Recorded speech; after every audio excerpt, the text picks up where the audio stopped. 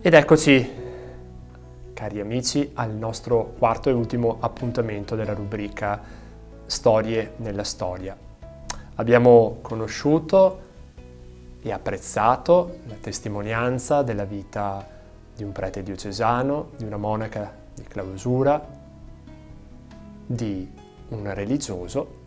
Ultimi, ma non ultimi, oggi ascolteremo la testimonianza di due sposi, giovani sposi, e della loro famiglia. Siamo nell'anno della famiglia Moris Letizia.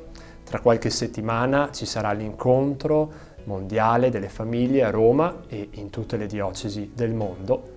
Oggi vorremmo sostare con gratitudine nell'ascolto della testimonianza di una famiglia, il dono da quale ogni vocazione prende vita, perché ogni vocazione arriva a noi con il dono della vita. A tal proposito scrive Papa Francesco nel messaggio per questa giornata di preghiera per le vocazioni. Ogni persona umana, prima ancora di vivere l'incontro con Cristo e abbracciare la fede cristiana, riceve con il dono della vita una chiamata fondamentale. Ciascuno di noi è una creatura voluta e amata da Dio, per la quale Egli ha avuto un pensiero unico e speciale. E questa scintilla divina, che abita il cuore di ogni uomo e di ogni donna, siamo chiamati a svilupparla nel corso della nostra vita, contribuendo a far crescere un'umanità animata dall'amore e dall'accoglienza reciproca. Siamo chiamati a essere custodi gli uni degli altri, a costruire legami di concordia e di condivisione, a curare le ferite del creato, perché non venga distrutta la sua bellezza. Insomma, a diventare un'unica famiglia nella meravigliosa casa comune del creato, nell'armonica varietà dei suoi elementi. Come con Fra Daniele e Suor Erika, ascoltiamo la testimonianza di due giovani originari della nostra diocesi, Sandro e Anna, che però vivono la loro vocazione al di fuori del territorio della nostra diocesi.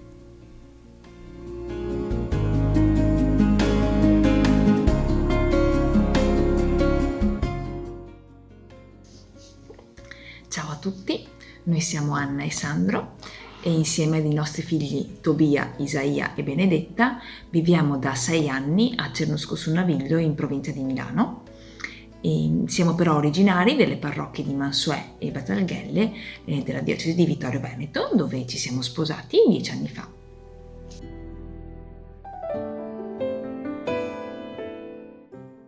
Nella nostra vita di tutti i giorni siamo una famiglia che si districa tra il lavoro e le attenzioni reciproche. Nella vita facciamo il medico e la mamma in questo momento e abbiamo cura dei nostri 3 figli. Oltre alla famiglia al nostro interno ci piace avere delle attenzioni, ci piace prenderci cura anche di ciò che sta intorno a noi.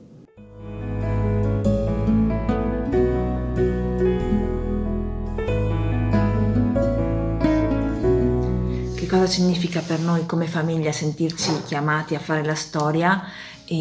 Probabilmente è fare dei piccoli gesti nella nostra quotidianità che abbiano come punto di riferimento quello che è il prendersi cura e l'accogliere, innanzitutto accoglierci l'un l'altro nella coppia e nella famiglia, il prenderci cura dei nostri figli e della loro crescita, della loro identità.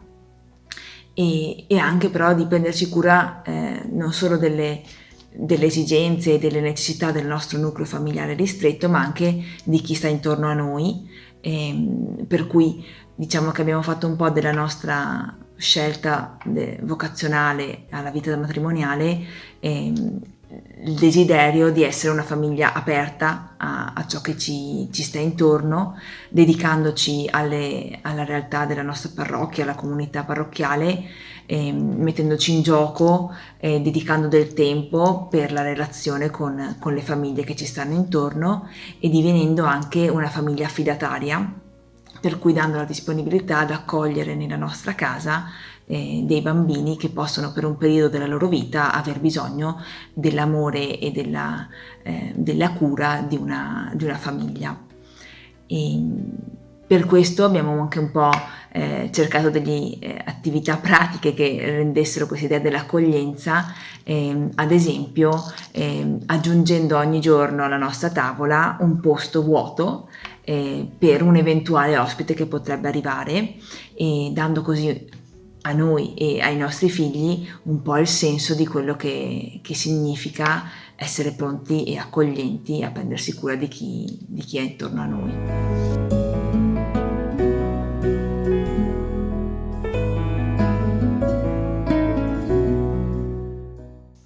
Se la nostra vita di coppia, la nostra vita familiare dovesse essere descritta come l'opera di un pittore, come una tecnica pittorica, sceglieremo quel action painting, quella tecnica tipo quadri di Pollock per capirsi, in cui il pittore riversa su una tela distesa per terra tanti colori un po' alla rinfusa e poi un po' alla volta guardando come è disteso il colore, i colori che ha, li modella, li cambia, li aggiusta in modo da esprimere qualcosa. Questo qualcosa che esprime in genere sono le emozioni. Solo apparentemente c'è un disordine, ma ci sono poi tante emozioni e idee che possono emergere da questi quadri.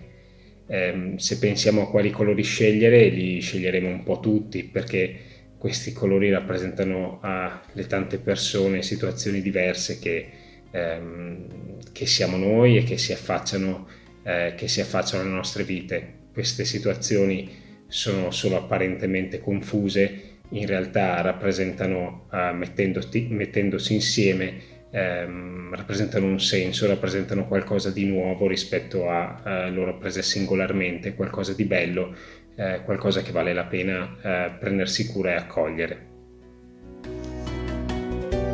Con la gratitudine nel cuore verso Anna e Sandro e i loro bambini per la testimonianza che ci hanno offerto, con la gratitudine per il dono che sono tutte le famiglie, ma anche con un ricordo speciale nella preghiera per tutte le famiglie e per tutte le vocazioni che stanno attraversando un tempo di fatica, di prova, di dubbio, di debolezza, vogliamo concludere questo nostro appuntamento mensile con la rubrica Storie nella Storia.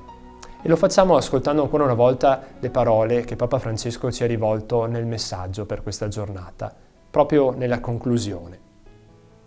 Ogni vocazione nella Chiesa, in senso ampio anche nella società, concorre a un obiettivo comune: far risuonare tra gli uomini e le donne quell'armonia dei molti e differenti doni che solo lo Spirito Santo sa realizzare. Sacerdoti, consacrate e consacrati, fedeli laici, camminiamo e lavoriamo insieme per testimoniare che una grande famiglia umana, unita nell'amore, non è un'utopia, ma è il progetto per il quale Dio ci ha creati. Solo così saremo storie nella storia.